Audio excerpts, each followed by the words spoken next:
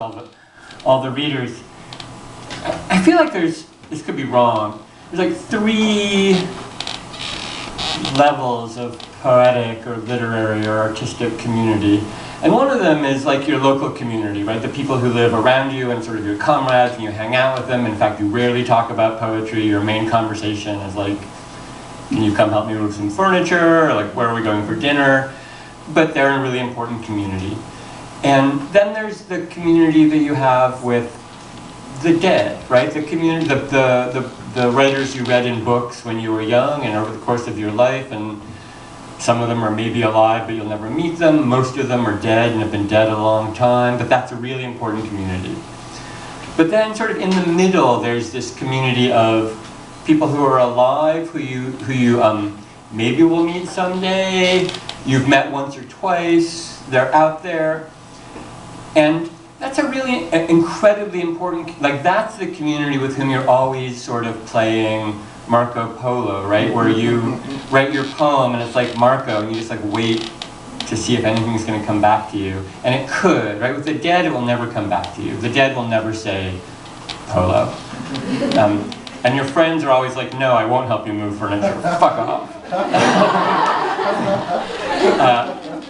But coming to a place like this and seeing some old friends and people I've met once or twice and people I haven't met, but sort of hearing that sort of the possibility that Marco, if you could say Marco and someone could say Polo, and you suddenly realize that there's this community that's there even if you don't encounter each other regularly, and that's really it's a powerful feeling, and I appreciate being part of that community and you all being part of it with me. So thank you for that.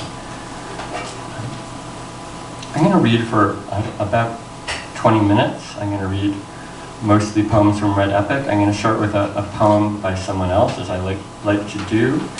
This is a poem that'll be having its 50th anniversary pretty soon. The great working class poet Phil Levine, who's from actually the Central Valley in California, which is where I spent a lot of my childhood, but went to college in Detroit and worked in the auto industry there, as many people do, and wrote this poem after the Detroit uprising in 1967. It's called They Feed the Lion.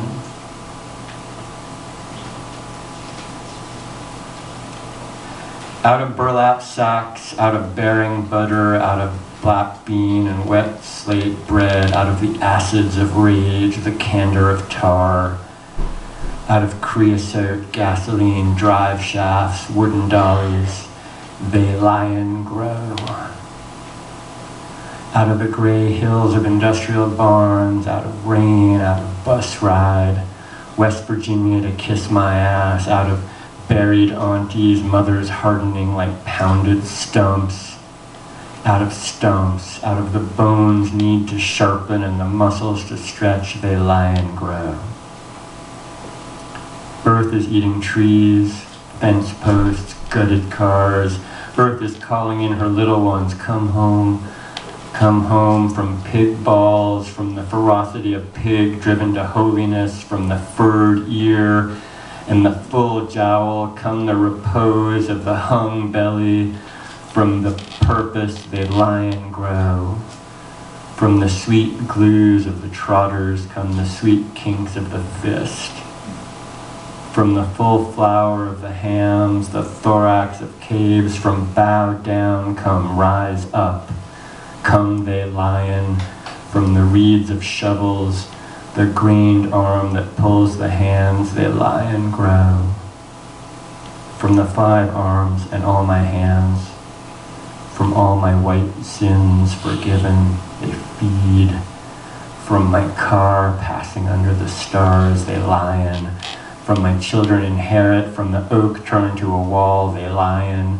From they sack and they belly opened, and all that was hidden burning on the oil-stained earth, they feed, they lion, and he comes.